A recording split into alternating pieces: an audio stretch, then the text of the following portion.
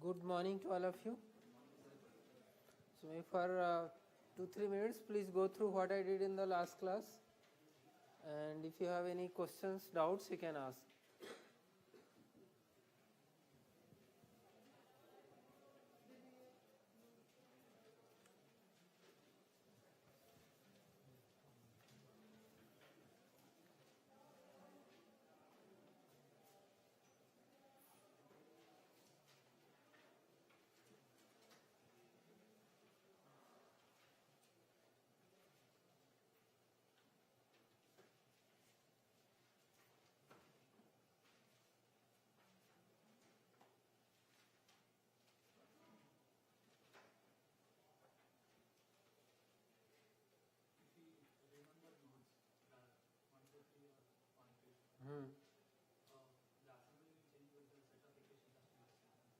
Yeah, set of equation in terms of ultimately they will be same, but since you have the variables associated with, like end node is now becoming the second variable and the mid node is becoming third variable, let's say.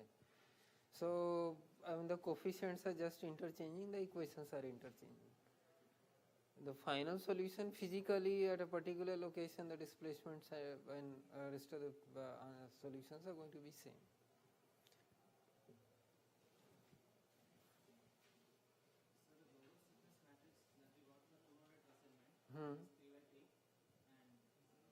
No, two noded assembly of two elements.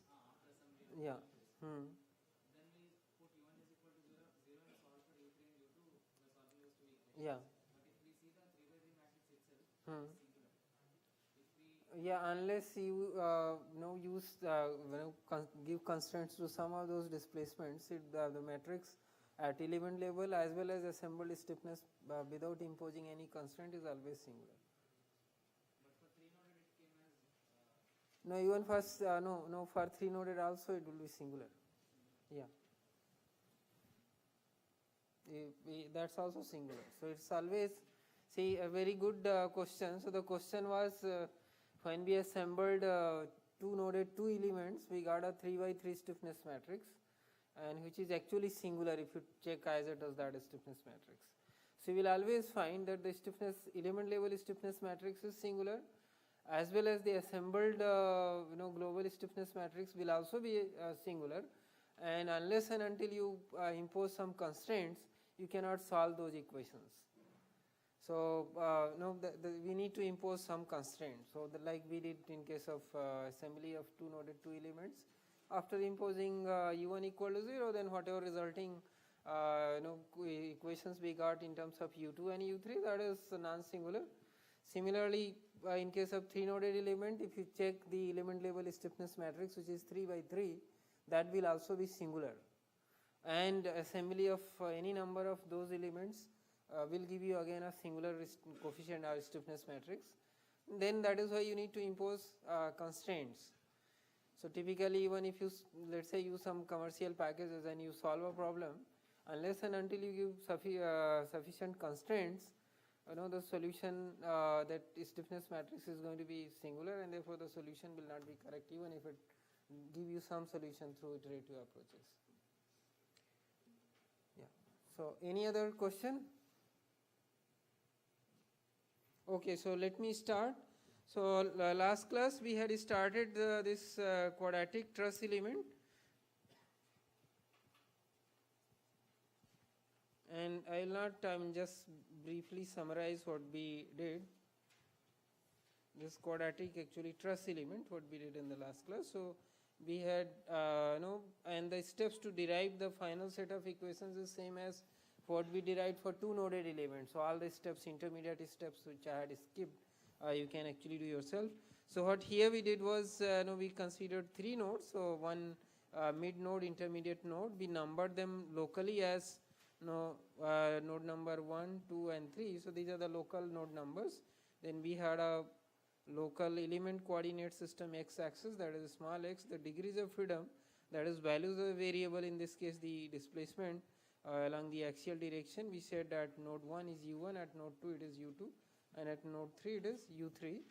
And then this is also subjected to a distributed force here, so which is small q, and then you have also the external force, I mean internal forces from the adjacent element. So this we said as Q1, and 2 is an internal node. So because you are not separating out from anything else, so there is no internal force there, and then there is an internal force from the right side element. We denoted that as Q3. Maybe I would have put E. Subsequently in the assembly we identify these by element numbers. So if this element is Eth element, then you put it like this.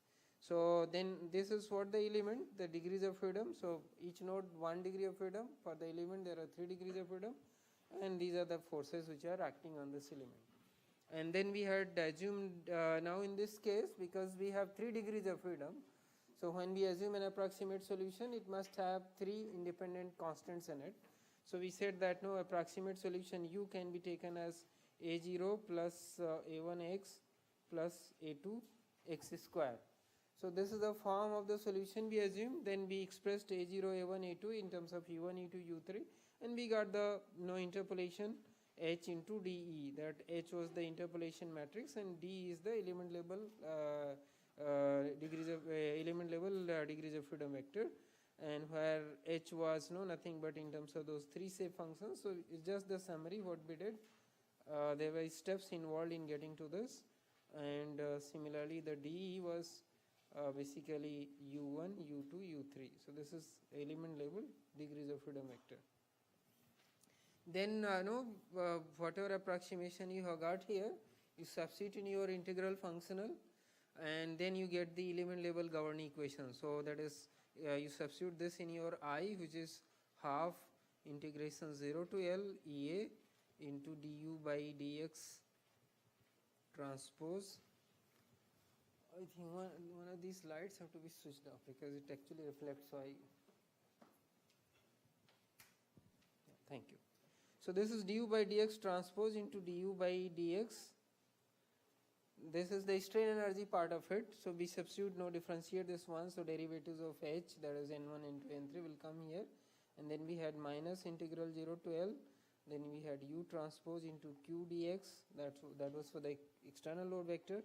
And then also we had this minus of basically dE transpose, which is, let me write in terms of dE transpose, and then we had this minus of Q1E and 0, and this was Q3E. So you actually substitute all of that, whatever we have got here, and its derivative, that is du by dx is B into dE. So from this you can always write that du by dx is B into dE, where you know what this BE means. And after substituting all of this, we took the variation of for equilibrium. The condition is that for equilibrium, this delta of I should be equal to 0.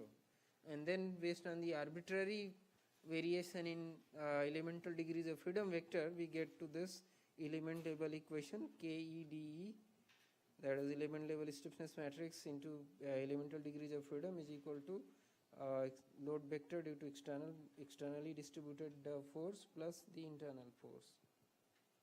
So this is what we actually know. So you can do all the intermediate steps, and finally you can arrive at this equation, where your KE, I had also said in the last class that this KE is actually comes out as integral 0 to L EA, where L is the element length, so that you have to keep in mind B transpose into B dx, and we had said that this has certain structure in it, so which was I think so this was EA by 3L common factor which I had taken, and then we had this as 7 minus 8 1, and this was minus 8 16 and minus 8 then 1 minus 8 and 7. So this was the for the case when EA is constant, you get this as the element level stiffness matrix for this 3-noded truss element. And as was pointed out that when you actually if you find out the determinant of this, you will find it as 0, because actually it's a singular matrix.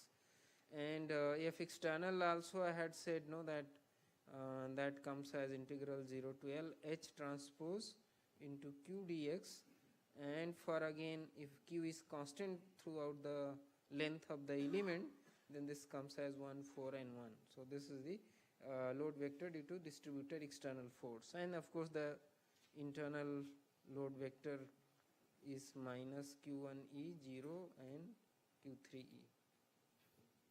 So this is what we did, and the sign again you can interpret here minus q1e, because in the element free body diagram this is the force which is acting in the negative direction of this u1.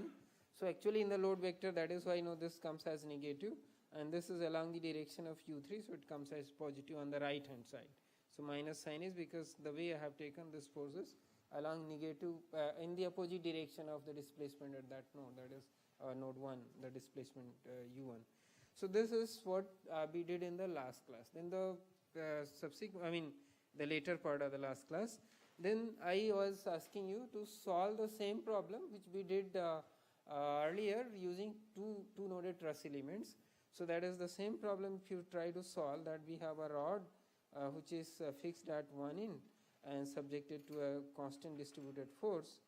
So if you, although there is, you can use any number of quadratic elements as well, and but let us say we just want to use only one element for discretizing the whole of this. So this is node number 1 and node number 2, node number 3, they also happen to be global and local, same, and this is 1. Just to compare whatever solution we got using two noded truss element. So if you see the element length, I have used L here.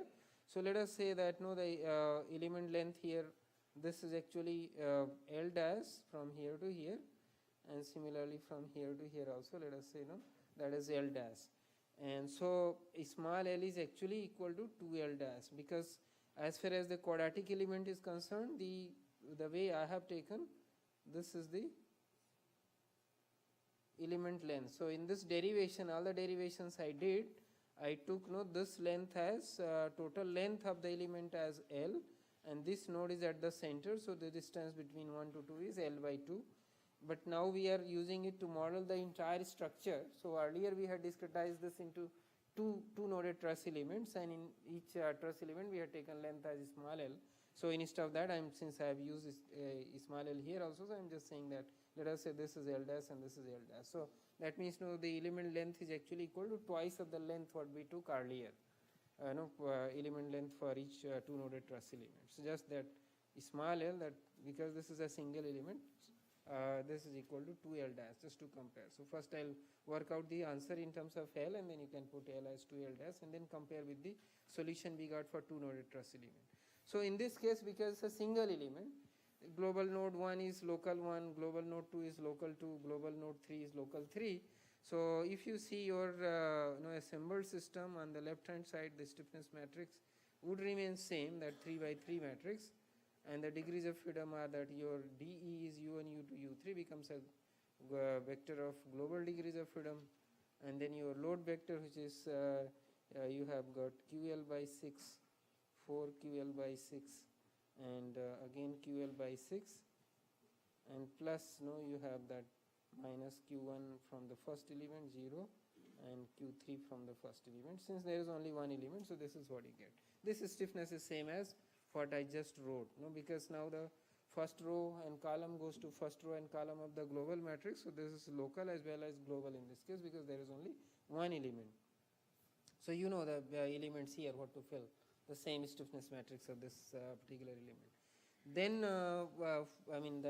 like what you have is 7 minus 8 and 1 and so on. So now next is we want to solve the problem. So again we need to look at, so in this case the assembly is since only one element. Many a times what happens is, I have seen some of the students, if you are solving a problem, so if you are asked to derive an element level equation, irrespective of even if you are going to use a single element, first derive the general element level governing equation without imposing any actual boundary condition. Although finally when we are solving this case, u1 is actually 0, but first we derive the element level governing equation without taking any one of those u1, u2 or u3 0, and then write the assembled system of equations and then finally impose the boundary conditions. So if you are asked to derive element level governing equations, don't impose the boundary conditions. You are supposed to derive the general equation what I just wrote in this form without imposing. Only thing you are doing is unknown constants in the approximate solution, you are expressing it in terms of a vector of elemental degrees of freedom. So now if you look at the boundary conditions, so the boundary conditions are again, what are the boundary condition? Here u is no displacement at the left end, so u1 is actually equal to 0, and then the second boundary condition is again this q31 here, that's at actually this location, there is no force, external force there, so this q31, the exact solution q31 must be equal to actually 0. So these are the two boundary conditions in this case. So now you see, once we have these two boundary conditions, so we will have already this u1 is 0, so number of unknowns now if you look u2, u3 and q11, so these are the three unknowns basically and three equations now, so we can solve them. So again, first what you can do, take the second and third equations to find out u2 and u3, and then so from the first equation you can find out q11, that's the reaction force at the support that is left end. So can you just work out what are u1, u2 and u3? u1 is already 0. So to find that, you take just the, this equation was Ea by 3L, so that please make a correction on that.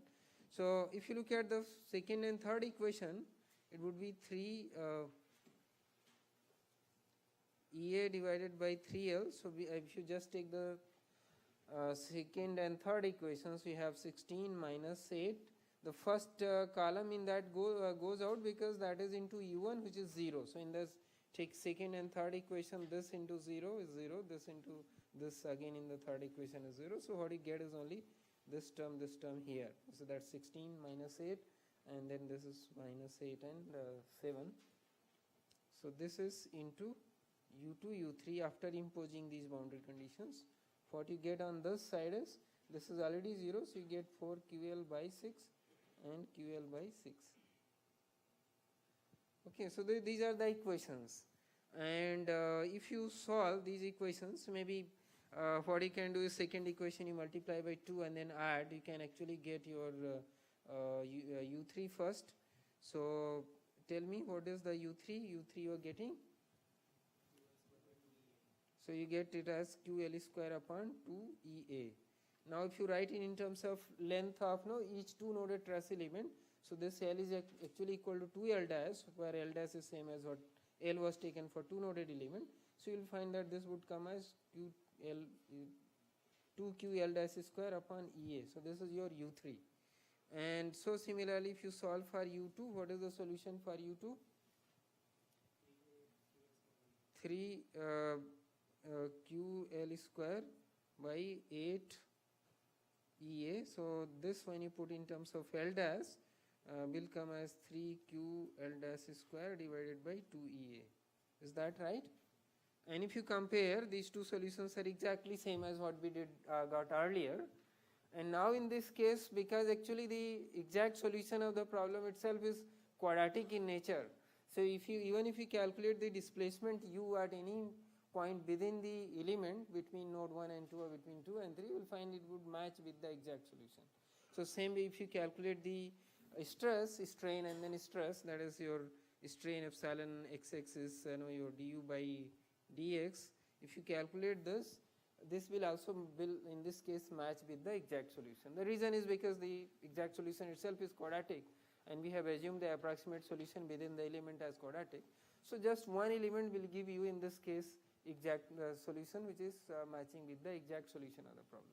But of course, if say cross-sectional area is a function of x, RQ is no function of x, then you would require more number of elements. Even the quadratic element will not be sufficient to give you, it will not give you exact solution in that case. So this is no rest of the post-processing you can do here. You can calculate u anywhere and then check. In fact, if you substitute all of this, you compare with the exact solution, you find that it would match with that u at every x. So this is how you solve. Of course, just to demonstrate assembly, although it's not needed for the solution in this case, if we use two elements of two quadratic elements, and just to demonstrate assembly, I want to take this example. Otherwise, the solution we already said that. So if you are same problem, if you are discretizing using two three-noded elements, so how you will have is, so you will have then obviously because element is a three-noded element, So global node 1, 2, 3, you'll have 1, 4 here, and these are global node numbers. This is element number 1, this is element number 2. Okay, so if you want to assemble in this case, so you have 2 elements and basically 5 nodes, 1, 2, 3, 4, 5. These are global nodes, and locally for the first element, first is local node is 1, second is 2, and third is global 3. But for the second element, actually first local node is 3, second local is global 4, and third local is global 5, the connectivity of the second element. So when you assemble, so when you you are doing the assembly, you will have now in this case, as you see, because there are 5 displacement unknowns, you will have 5 by 5 matrix U1, U2, U3, U4, and U5 is equal to same way these 2 vectors for the right hand side. So can you do this assembly? For the timing, let me say that the element length of later, if you are solving a problem, you can appropriately take the value of element edge length. So let us say this is a small l and this is also a small l. Although within each element EA can be different, L can be different. Even when you are using 2 noded truss element, within each element you can have different EA, you can have different L, and then you can assemble. So now when you are doing the assembly, so you have 5 rows and 5 columns at global level, 1, 2, 3, 4, 5 columns, and 1, 2, 3, 4, and 5 rows. So these are the global numbers 1, 2, 3, 4 up to 5. Local, if you see, the first element local will go to global 1, second will go to global 2, third will go to global 3. So when you take first element, its first row will go to the global first row, column will go to the global first column, second row will go to the second row, third local will go to the third column. So that means first 3 rows and columns of this global matrix will come from the first element. So from here what you will get is from the first element, the way I have written. Okay, and you have to put the same thing, the 3 by 3 matrix of the first element in first 3 rows and columns of the global matrix. Then when you look at the second element, because its first local node is corresponding to global 3, so that means first row of the second element will go to third row of the global matrix, second row will go to the fourth row, and third will go to the fifth row, and similarly columns. So there would be again overlap here. So this is where you don't have to put the bracket basically in the assembled system, but just to show you that how we will have assemblies, this is how. So this term will be added here. So there would be summation of these 2 terms.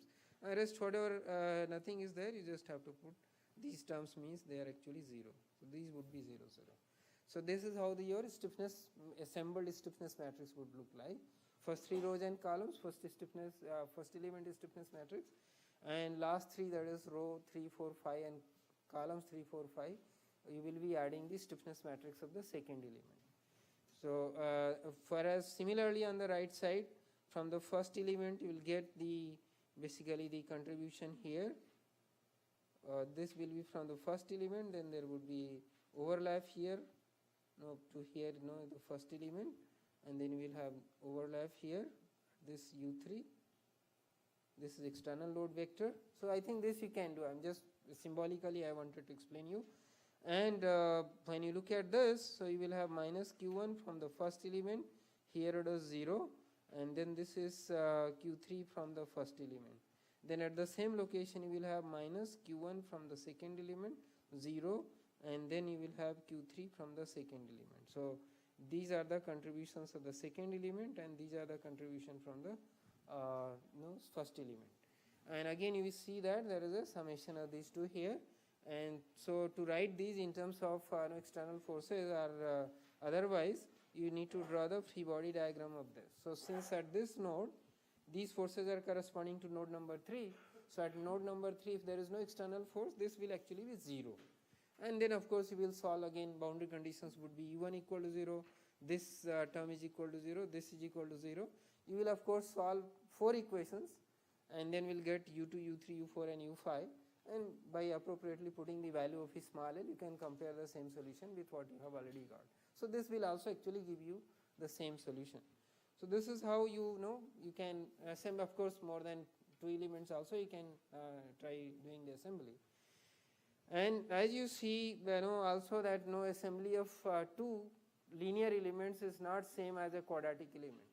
Although when you use the assembly of two noded elements, gives you a 3 by 3 global matrix before we use constraints. And also 3 noded truss element also has a stiffness matrix 3 by 3, but the stiffness matrices are different.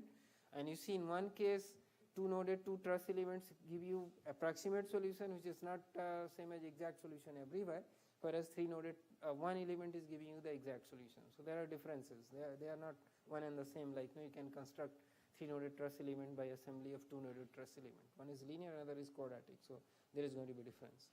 So maybe to get the same accuracy level at different points, you would require large number of 2 noded truss elements, whereas one 3 noded element is giving you the exact solution. So this is about similarly, as I talked to you about, for example, if you wanted to solve a problem like this, that I have a stepped bar for the E into A is different in different regions. Let's say for the time being that it is fixed here and fixed here, and there is a externally applied force. Let us say we have some value of EA here, which is 2 EA. Let us say it can be any number, and let us say this is just EA. For the time being, let me say that the length is L for each case. So the length is L here, length is L here, and there is a concentrated force at this location. So let us say that we have a concentrated force P. Now if you want to find the solution, so the interest would be to find the displacement maybe at this point and any other point, and also the stresses within each bar. So the approach will be still the same, that at least now since there is a change in the EA, so you have to discretize this at least 2 elements. Of course, in this case again 2 element solution will give you exact solution. So let us say this is consider this as element 1, this as element 2. This is global node number 1, this is global node number 2, this is global node number 3. And element level governing equations are the same, because within each element your EA is constant, and of course there is no distributed force here. So small q is 0 for this case, and small q is 0 here also. Maybe there can be q, but in this case let us say consider a case like this. Now how will you solve this? So minimum thing is that we have to discretize this into 2 linear elements. So say we want to still use linear elements. Quadratic element means then what you can do is you can discretize each into essentially quadratic elements. So you will have at least 2 quadratic elements if you want to use that. Yeah. So now if you want to, the next step would be assembly. Now when you do the assembly, because we are having 3 global nodes, we are not thinking about boundary condition at the time of assembly in this approach. So although there is a frontal solution technique where we do that, but not otherwise when you are assembling and finally solving these simultaneous equations. So your stiffness matrix is going to be 3 by 3, 3 global variables, that is U1, U2, U3, the displacement of 3 global nodes. And the form of this stiffness matrix is same, EA by L into 1 minus 1. So for the first element, if you look at your KE is going to be, so if you look at first element, KE is now only difference is that this is 2 EA by L. So since EA is constant within the element, the form remains same, that is 1 minus 1 minus 1 and 1. So for the second element, this stiffness would be, if you look at, only changes that KE for the second element would be, since EA is just EA there, it will be EA by L 1 minus 1 minus 1 and 1. So you have to add here. So as when we look at the connectivity, the first element is consisting of global node 1 and 2. So its contribution will go to the first 2 rows and columns. So I will have here 2 EA by L, that is first row first column of the that is this term goes to global first row and first column. Then this will go to the global first row and second column, which is minus 2 EA by L. Then this, which is the second row and first column, will go to the second row and first column here. So minus again 2 EA by L and then second row second column goes here. So this is the contribution of first element. Then when you take the second element, now this is going to global 2 and 3. So this is first row and first column of the second element will go to second row and second column of the global matrix. So we will add here, this is EA by L, and then this will go to minus EA by L here, then this will go to minus EA by L here. I have taken this EA by L inside actually, so this is EA by L. So this 0 here. So again its only difference is that EA is different for the two elements, even L can also be different. On the right hand side when you see, since there is no distributed force, so this remains same, and plus what you will have here is minus Q11 from the first element, and this would be Q2 from the first element. Then you will have minus Q1 from the second element, and here we will have Q2 from the second element. So this is what you will have. This two noded truss element, so minus Q1, Q2, again minus Q1 and Q2. These are from superscript means from the first element, 2 means from the second element. Then again, you look at your boundary conditions. So I was demonstrating you the solution of this problem, how you will solve this. So if you look at the boundary conditions, in this case, so the boundary conditions are 1, again this end is fixed, so what we have is U1 equal to 0. Then the right end is also fixed, so now in this case we also have U3 equal to 0, because U3 is the displacement of the right end, and right end is fixed, so U3 is equal to 0. Then we consider the free body diagram of node 2 here, that is not this particular node, just take a section left of that, just right of that, and draw its free body diagram. So third condition would be that this Q21 minus Q12, you can show that it would be actually equal to P. I am just writing it because I have shown here this as a force P along the positive displacement direction, so it will come as positive there. So I have just written it directly. Of course, free body diagram will give you this. So now you will see how many unknowns we have in this problem. U1 is known, which is 0, U3 is known, which is 0. So U2 is one unknown, and this we know that this summation is equal to P, and then these become unknown. So see, once you say U1 is 0, then the corresponding, this is actually secondary variable, this is unknown. When you say U3, the corresponding secondary variable is this, so these two are unknowns. So the unknowns are U2, Q11 and Q22. So 3 unknowns and 3 equations. Again, first what we do, solve for the displacement. So now just take the second equation, solve for U2, and from the first then you can get Q1, and from the third equation you can get Q22, the reaction at the two ends. So after imposing this boundary condition, what you would actually get is second equation means this into 0, so it goes this into U2, and again this into U3, which is 0. So what you get as second equation is 3EA by L into U2 is equal to P. So you find that your U2 is equal to simply P into small l divided by 3 into EA. Okay, and once you get U2, of course you can calculate what is the strain within the first element and the corresponding stress, what is the stress, strain and stress within the second element. So this is how we will solve this.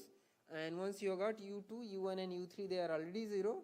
You can, from the first equation, you can calculate this, you can calculate this. So those are your reaction forces. What is the reaction force at first node and what is the reaction force at third node. So also calculate what is your Q11 from the first equation, and also calculate Q22 from the third equation. You should calculate this.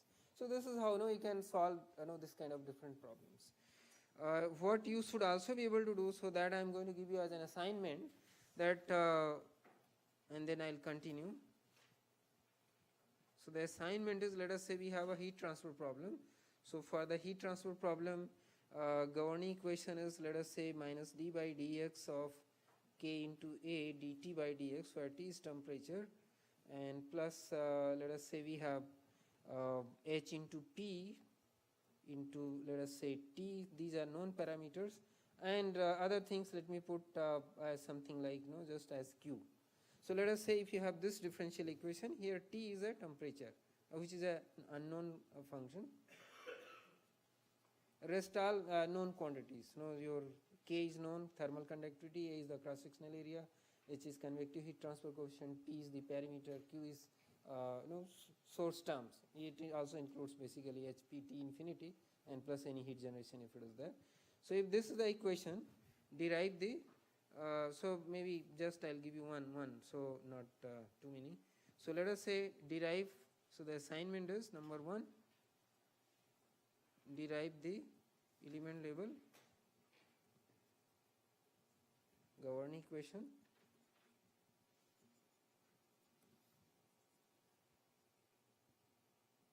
Okay, for two noded element. So what I am giving you is a two noded element. Only difference you will find is that we have actually this term also, so you have to account for that. So you can, so first thing would be that you write the weighted residual statement, then you write your weak form integral functional, and you have to take approximate solution which would be similar to what we use for two noded truss element, and then you have to substitute in the integral functional delta equal to 0 will give you element level governing equation. And so that is first is the derivation of the element level governing equation, and then solve a problem. So the problem is, let us say we have a fin which is stepped, so you have some cross sectional area and perimeter here, another cross sectional and perimeter here. Say the temperature here T is specified to some T naught, and of course the solution work out in rest of the other variables, and there is no basically perimeter is, let us say cross sectional area is A1 here, perimeter is P1, cross sectional area is A2 and perimeter is P2, and let us say that this end is actually insulated. So here this is insulated end. Insulated means dt by dx would be 0 there. Okay, so that is you solve this problem. You discretize this by using discretization of two elements, so at least that is minimum. So you'll have to discretize into two elements, impose the boundary condition, and then solve what is the value of temperature here, and then what is the heat flux here, what is the heat flux here. So this you should submit on next Monday. So this is as an assignment to be submitted on Monday. Pardon?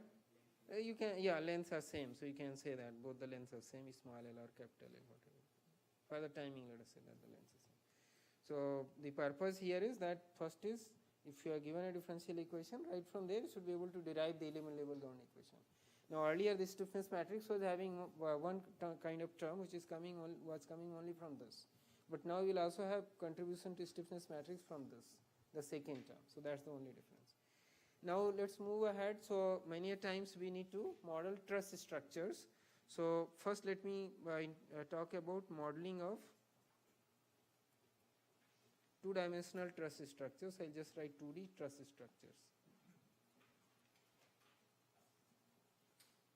So 2D means now you have different members in a truss structure which are basically two force members, and all of them are connected through pin joints, but all the members are in one plane, so the entire structure is in one plane. So we call it as a planar truss structure or a 2D truss structure.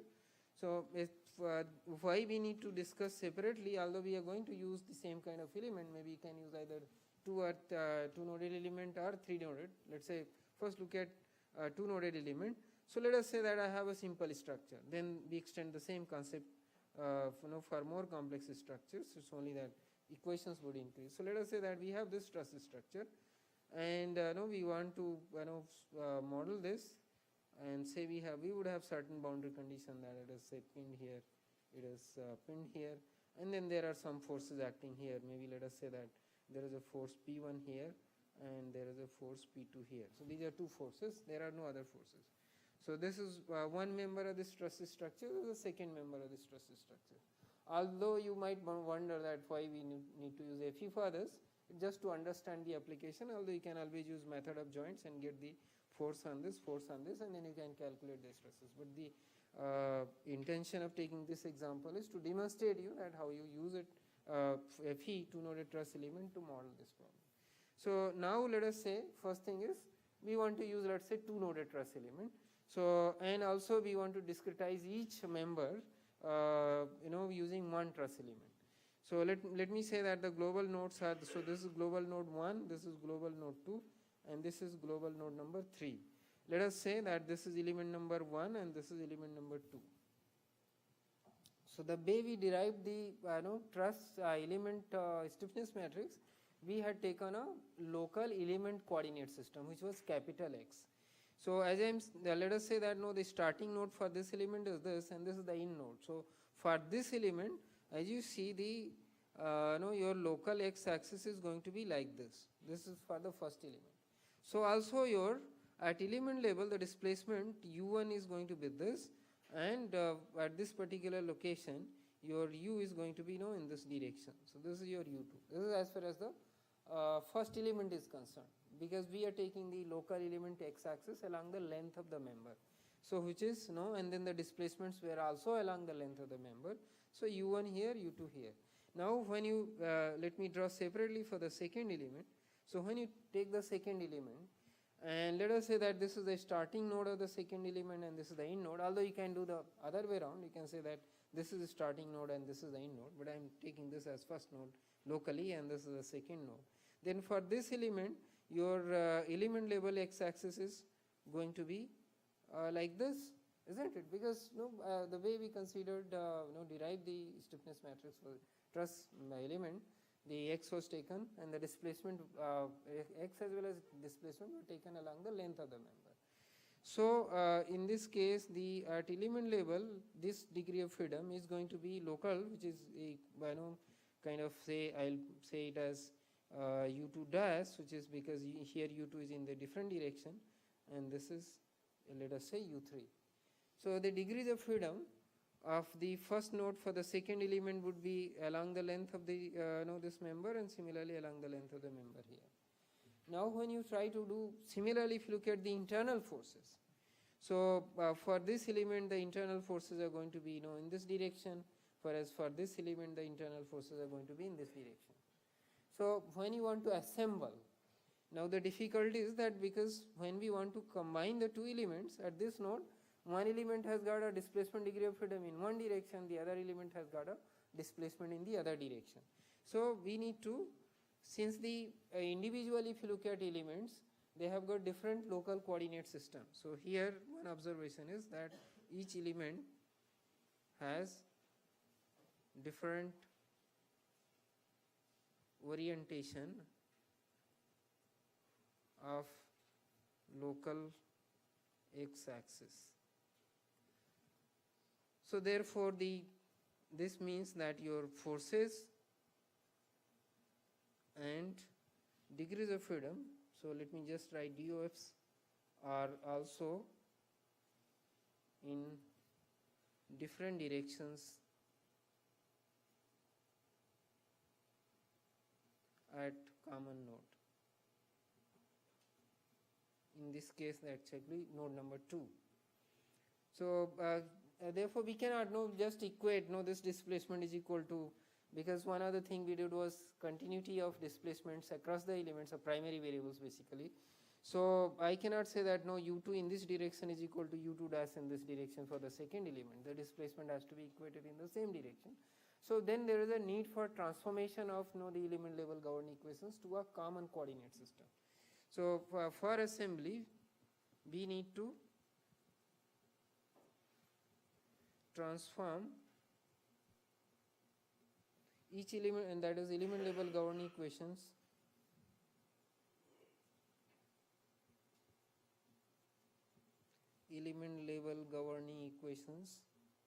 to a common coordinate system.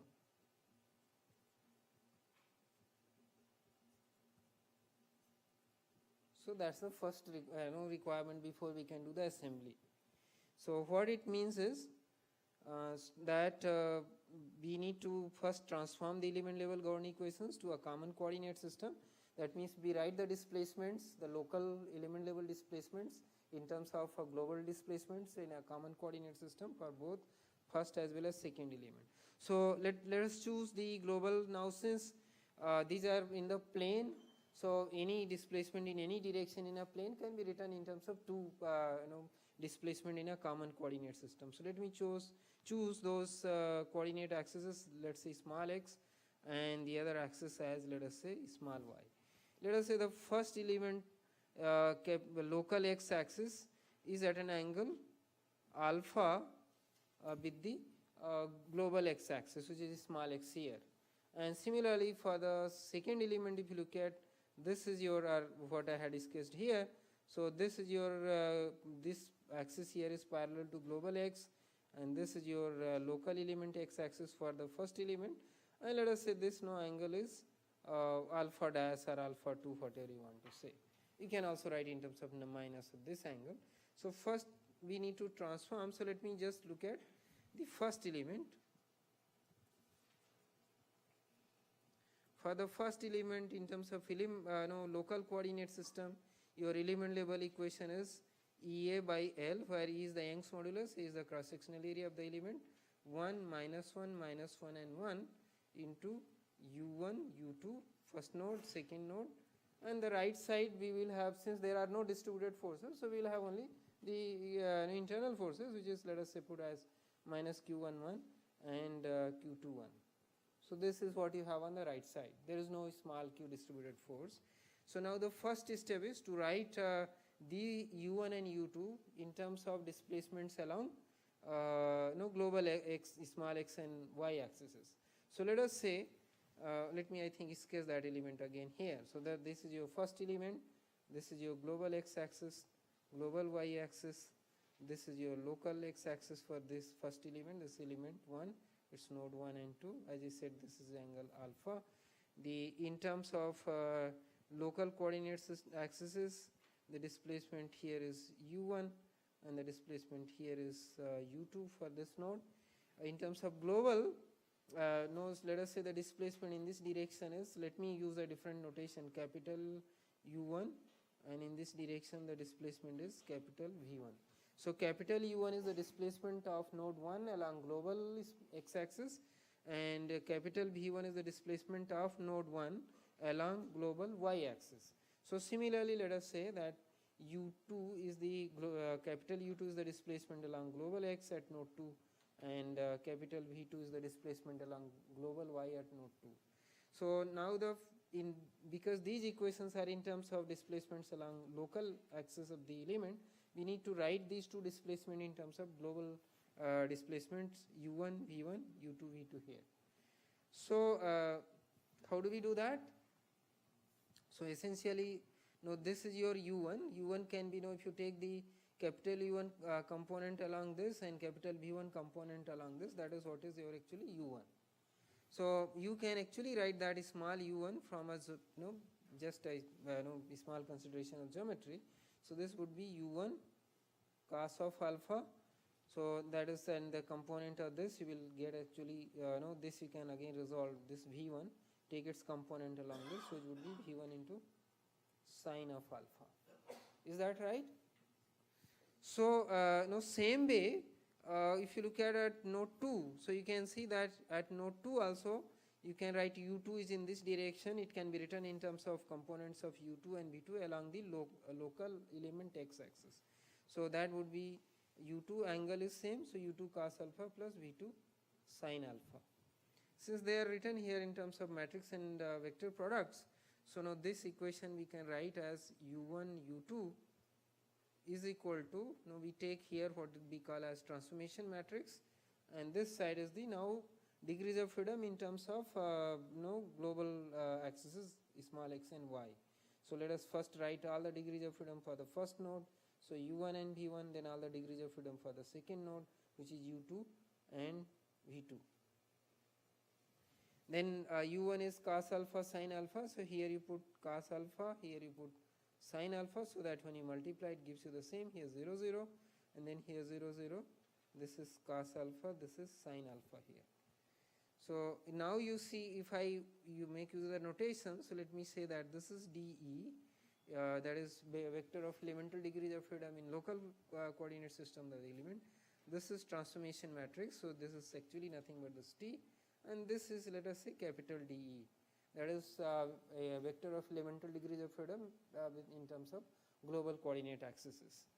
So now if I write in place of this U1 U2, because this is equal to this T into dE, so now the in this equation the displacements would become in terms of global that is displacements in terms of global x and y axes, global coordinate system. but the forces are still along the, so if you look at the right hand side, these two forces are along local x axis, and actually when you multiply this stiffness with these displacements are written in terms of displacement along global axes, are still going to give you forces along the local element x axis, capital X axis. So if we now let us say finally whatever element level governing equation we have, we substitute this and also pre-multiply by T transpose. So we get the forces along the global directions. So let me call say this equation as equation 1 and this equation as say equation 2. And so now you substitute equation 2 in 1 and pre-multiply resulting equation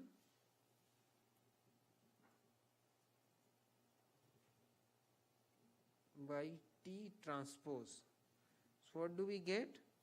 So we get, let me write this whatever I have here, this whole thing is Ke as you know. So if you multiply it as T transpose, what I will get is T transpose into Ke, and this side what I have is dE small de, which is u1 u2 is equal to T into capital DE.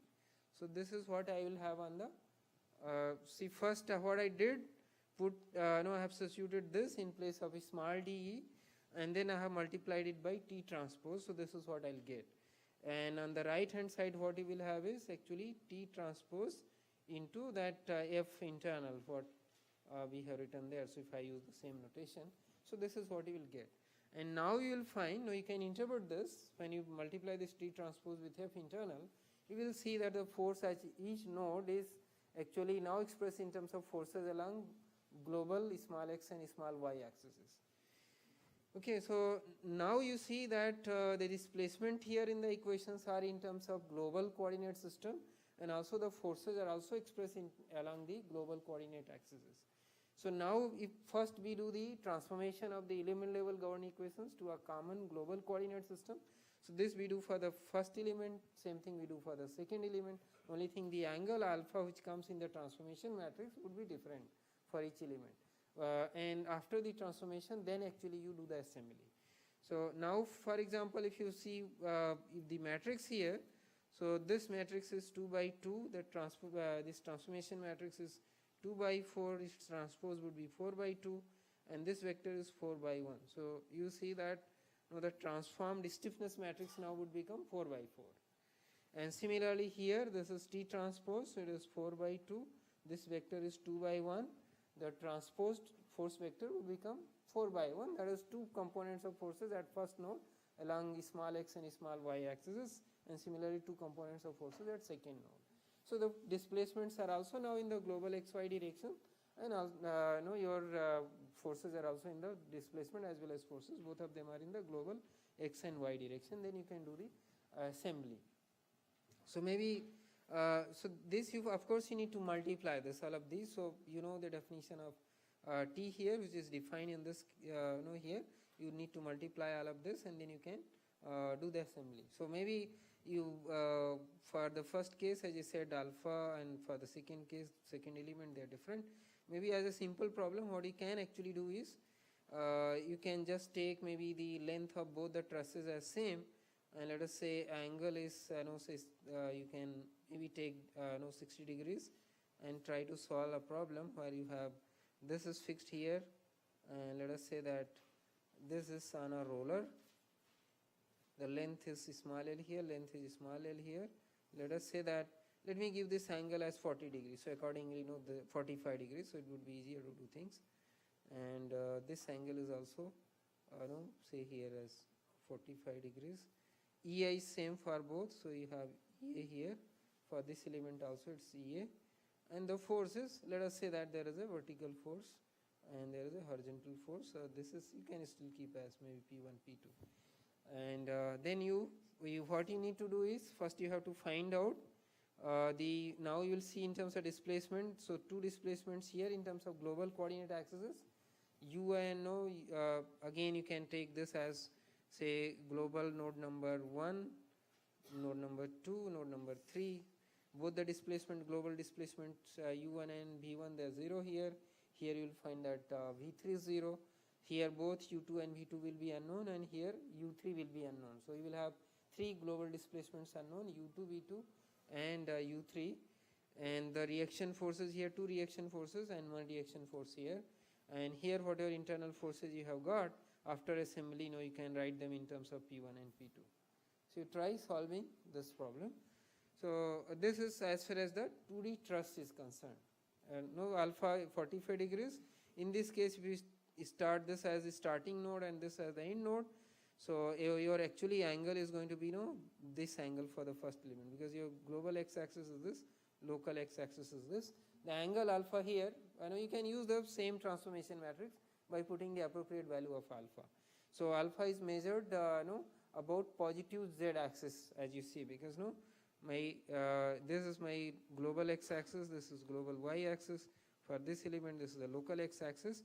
So alpha here is measured about the global z-axis. So that is like this. Similarly here, if you go along about positive z-axis, this would be your alpha for the second element.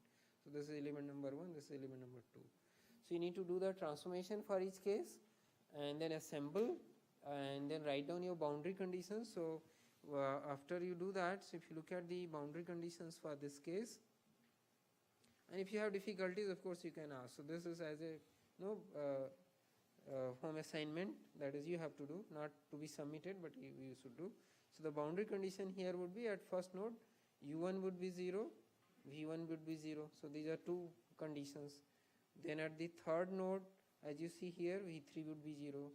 This is a displacement along global x-axis, this is a displacement along global y-axis, which I have taken horizontal and vertical here.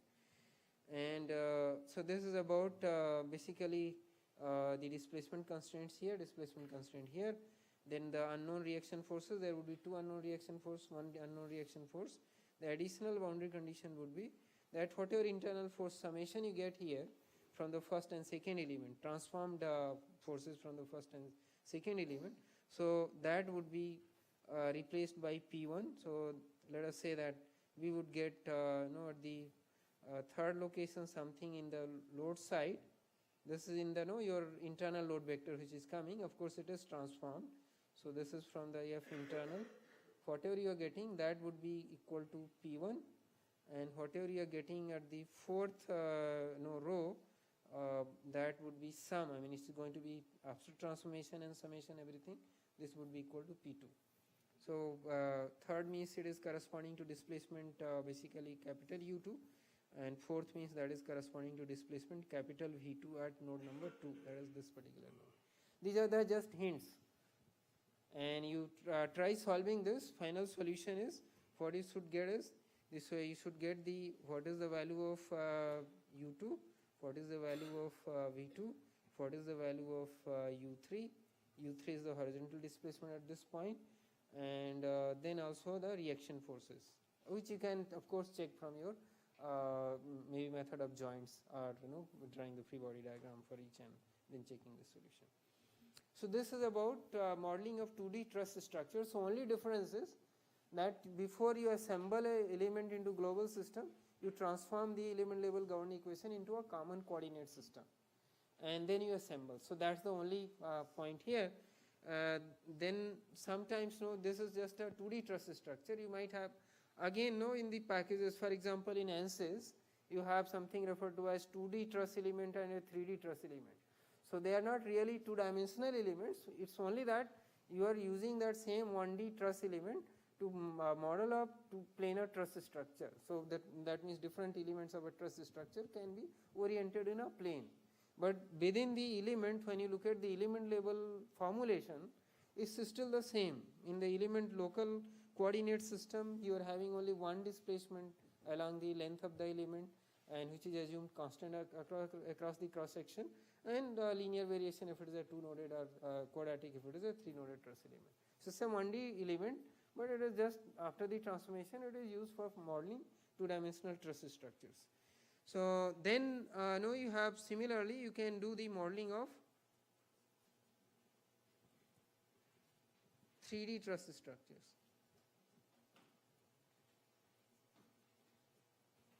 So in 3D, then what you will have is the different members. So like if you go to airport and all, many places you find different members are oriented in space at different angles. So you still model each basically element of the truss structure, each member of the truss structure as a two-noded truss element, let's say, but before you can assemble different elements, because they are oriented in different planes, you need to transform them to a common coordinate system. So let us say, for example, now I have this which is oriented now in a three-dimensional space, and I have global coordinate axes. One is your element x-axis, capital X-axis. The corresponding displacement is, let us say, u1 here, and the displacement u2 here. This is the first node of the element. This is the second node. Then I have global coordinate axes. Let us say this is small x, this is small y, and then you have z also here. So you need to know, you should be able to find out the direction cosines or unit vector along the length of this member. So let me say that alpha is the angle between element and that is essentially capital X and small x. Let us say beta is the angle between capital X and y, and let us say alpha beta, let me use gamma, is the angle between capital X and small z. So small x, y, z are the global coordinate axes. So when you first thing is you need to set up your transformation matrix. In terms, now what you are going to talk about is, let us say at this node I have a global displacement which is u1. Along this axis I have a global displacement component which is capital V1. Along this I have, let's say, a global displacement which is capital W1. So I need to write this small u1, which is the displacement along local x-axis, in terms of this capital U1, V1 and W1. So we want to replace that in terms of global displacements, that is displacements along the global coordinate axes. So you need to take that means this small u1 consists of components of u1, v1 and w1 along the element x-axis. So you will find that again u1 you can write the component of this u1 along this would be cos alpha times small u1, the component of capital U1. So this is capital U1 here, plus now the component of this. So since I am taking the angle and this is in the plane containing. So when I say alpha is the angle between capital X and small x, so this is small x direction and global x-axis is this. So alpha angle is measured in the plane containing the element itself and your global x-axis. When I talk of angle between element and global y-axis, this angle is measured in the plane of global y-axis and the element. When I say z, so that's the angle between the element x and the global x in the plane, that plane of the plane. So these angles are in general in 3 different planes basically. What it means is you need direction cosine. So if you know the coordinates, global x, y and z coordinates of these 2 points, say small x1, y1, z1, small x2, y2, z2, you can also write these alpha, beta, gamma or direction cosines. So this u1 would be cos beta times v1 plus cos of gamma times w1. Or in matrix form you can say u1, u2. I'll just leave it here. So in terms of a transformation matrix, and this side what you're going to have is u1, v1, w1, u2, v2 and w2. So now we will have displacement in the global coordinate axes as 6 by 1 vector. 3 for the first, 3 for the second node of the element. And here you will have cos alpha, cos beta, cos gamma 0, 0, 0, and then here 0, 0, 0 again because the same element. So cos alpha, cos beta, cos gamma. So now you see that DE, which is 2 by 1 vector here, is equal to T transformation matrix into capital DE. So now this is 2 by 6 and this is a 6 by 1 vector. So this you substitute in your element level governing equation, multiply by the transpose of the same matrix, you get the transformed stiffness matrix of an element which is oriented in a 3-dimensional space. And then this you do for all the elements, and then you assemble their equations together. you get the global system equations, and then you can impose the boundary condition and solve the problem. So the solution goes exactly in a similar manner. So I think I stop here, and we'll continue in the next class, that is tomorrow. So tomorrow maybe I'll look at a couple of more problems, and then start with basically a fourth order differential equation, which is the example is, let's say, bending of Euler-Bernoulli beam. So that's the next formulation I'm going to start with. If you have any doubts and questions, you can ask outside. Any detailed aspects of whatever I discussed, maybe some other things I did briefly.